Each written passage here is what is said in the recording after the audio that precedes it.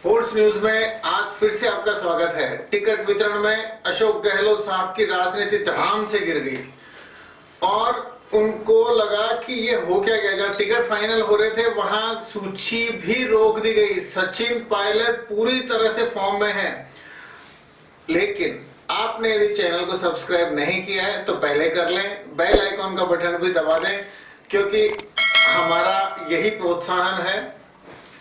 साथियों, जैसे पिछले 3 दिनों से कांग्रेस की स्क्रीनिंग कमेटी की मीटिंग चल रही थी, अलग अलग पैनल पहुंचे, सर्वे के हिसाब से भी लोगों के पैनल पहुंचे। सचिन पायलट ने भी अपनी सूची दी और अशोक गहलोत साहब ने भी अपनी सूची दी, लेकिन अशोक गहलोत साहब ने सारे के सारे चापलूस ऐसे भर लिए जिनका चाहे सर्वे के अंदर नकारा थे और जनता जिनको चाहती ही नहीं थी, लेकिन चूंकि अशोक गहलोत के समर्थक हैं इसलिए उन्होंने उसकी सूची के अंदर लंबे चौड़े नाम लिखे। और ये सूची फाइनल कैसे हो पाती?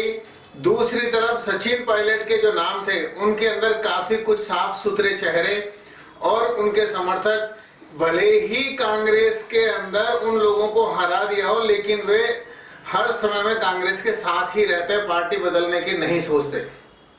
अब अशोक गहलोत के सामने बड़ी विपदा आ गई जब उन्होंने लगभग 106 नाम फाइनली करवा दिए, लेकिन कांग्रेस के आलकमान सोनिया गांधी, कांग्रेस के राहुल गांधी ने बिल्कुल स्पष्ट कह दिया कि सर्वे के अंदर जो लोग नेगेटिव हैं, जिनकी लोग प्रशंसा नहीं करते, उनको टिकट नहीं दी जाएगी। ऐसे में गहलोत साहब के लगभग 50 लोगों के टिकट अटक गए। और ये आप समझते हो 50 लोग बहुत होते हैं। अगर 10-15 लोगों की भी बात इधर उधर हो तो मुख्यमंत्री बदल जाते हैं पार्टियों के अंदर। जिस तरह वसुंधरा अपने साथ 72 विधायक ले गई थी तो वो मुख्यमंत्री बनी रही, नहीं तो चेंज हो जाती। इसी तरह जब गहलोत समर्थक 50 विधायकों के टिकट अटके तो फिर अपने आप ही टिकट फाइनल नहीं हो पाई, सूची जारी नहीं हो पाई और आखिरकार बहाना किया गया प्रियंका गांधी की 20 तारीख की सभा के बाद कांग्रेस की लिस्ट जारी की जाएगी। हालांकि हमारे कुछ दर्शक ये बोल सकते हैं कि दैनिक भास्कर के अंदर एक सूची छपी है, लेकिन वो ऑथेंटिक नहीं है, वो नाम तय नहीं है, इसीलिए राजस्थान पत्रिका ने इस तरह की सूची नहीं छापी।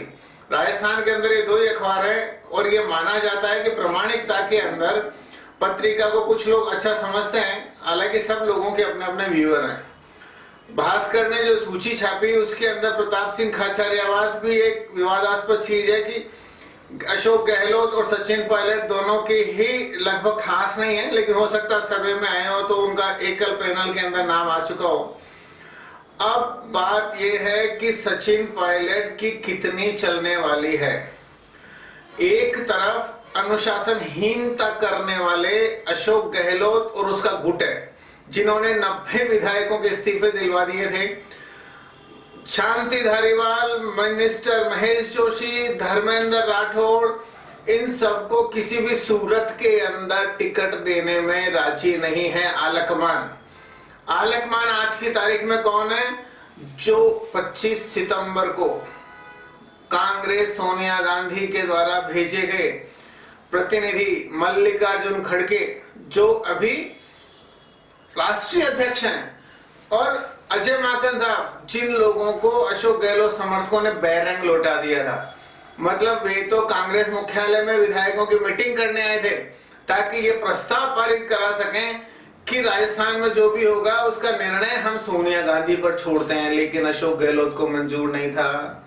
सोनिया गांधी पे कैसे छोड़ेंगे? हम खुद करेंगे। मतलब कांग्रेस के आलकमान से ऊपर हो गए थे गहलोत साहब और उन्होंने अपने 3 लोगों के साथ में विधानसभा अध्यक्ष सीपी जोशी को इस्तीफे पहुंचा दिए 90। आप ये समझते हो कि इन तीनों लोगों ने अशोक गहलोत की बिना रजामंदी के इस्तीफे सौंप दिए?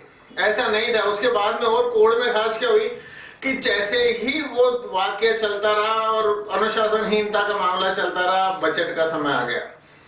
अशोक गहलोत साहब ने बजट के अंदर क्या बजट बांटा लोगों को कि राजस्थान पूरे भारत के अंदर कर्जे में 2 नंबर पे आ गया। मतलब इतना कर्जा ले लेके और जनता को बांटने की परंपरा चली कि भाई आप बिजली भी फ्री में ले लो, आप मोबाइल भी फ्री में ले लो। हालांकि मोबाइल मिले नहीं है महिलाओं को, जिन महिलाओं को मिले वो भी वोट पता नहीं किसको देंगे। जहां 1.5 करोड़ बांटने थे वहां वो 20-30 लाख के अंदर ही सिमट के रह रहे हैं, और जिनको नहीं मिले वो महिलाएं तो अशोक गहलोत की घुर विरोधी हो गई। लेकिन चलो वापस अपना बजट घोषणाओं पे आ जाते हैं। लगभग हर क्षेत्र में बांटने की सोची। आपको ध्यान होगा पिछले चुनाव में भी अशोक गहलोत साहब ने क्या बोला था। जैसे सत्ता में आए तो बेरोजगारों को हम देंगे महंगाई भत्ता, बेरोजगारी भत्ता देंगे। लेकिन पता चला कि बेरोजगारी भत्ता कुछ गिनती के लोगों को मिल गया, बाकी राजस्थान के सारे बेरोजगार बेवकूफ हैं। कहने का मतलब तो ये था कि जितने भी ग्रेजुएट लोग हैं जिनको काम धंधा रोजगार नहीं है, वे सरकार से जाके 3 से 4 हजार रुपए हर महीने ले सकते हैं। जिन लोगों ने बेरोजगारी भत्ता लिया उनके ऊपर एक IAS और बिठा दिया, और बेरोजगारों से क्या कहा गया कि आपको फोकट में पैसे मिल रहे हैं, सरकारी ऑफिसों में जाके 2-2, 3-3 घंटे कुछ काम करके आओ। अब बेरोजगारों को कोड में खास हो गई, क्योंकि बेरोजगार लोग अपने आप के अंदर कंपटीशन की तैयारियां करते हैं। कोई RAS की तैयारी कर रहा है, कोई क्लर्क की कर रहा है, कोई टीचर की कर रहा है, कोई UPSC की कर रहा है। अब वो परीक्षाओं की तैयारी करने की बजाय 3-4 हजार रुपए में गवर्नमेंट ऑफिसों में जाके नौकरी करने वाले हैं क्या? अगर नौकरी देनी तो परमानेंट दो। तो इस तरीके की घोषणाएं थी। जैसे पहले घोषणाएं हुई सारे किसानों को कर्जा माफ कर देंगे। राहुल गांधी ने सत्ता में आते बोला 7 दिन में कर्जा माफ नहीं हुआ तो है ना हम सत्ता बदल देंगे, ये कर देंगे, वो कर देंगे। लेकिन सारे किसानों का कर्जा माफ ही नहीं हुआ। चंद लोग जो सहकारी बैंकों से, सहकारी समितियों से जिन्होंने लोन ले रखा था, उन लोगों में से कुछ लोगों का कर्जा माफ हुआ, बाकी सबके साथ में नीलामी भी। जो नेशनलाइज बैंकों से ले रखे थे जैसे PNB, SBI, इन सब किसी का एक का भी नहीं हुआ।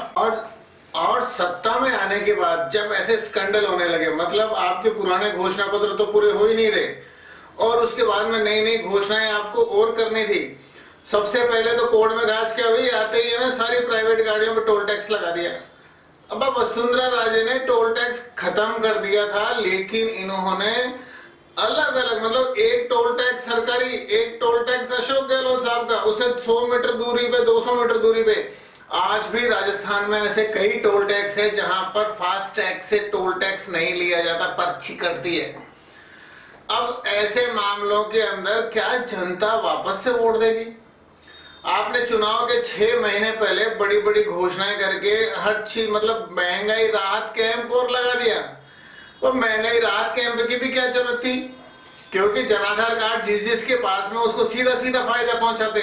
लेकिन जनता ने लाइनें भुगती, जनता ने लंबी लंबी लाइनें भुगती। महिलाओं के अंदर फोन को लेके इतने सारे लाइनें भी लगी, उनको परेशान भी होना पड़ा, यहाँ तक कि झगड़े भी हो चुके।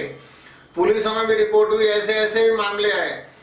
ऐसे में अशोक गहलोत साहब ने ये सोचा कि अब तो मैं सबसे ऊपर, कांग्रेस अध्यक्ष से भी ऊपर, मल्लिकार्जुन खड़गे से भी ऊपर, अब तो मैं जो घोषणा कर दूंगा उन्हीं लोगों को टिकट दी जाएगी, मैं जो लिस्ट दे दूंगा उसी को दी जाएगी। लेकिन अशोक गहलोत साहब भूल गए वो कांग्रेस नहीं है।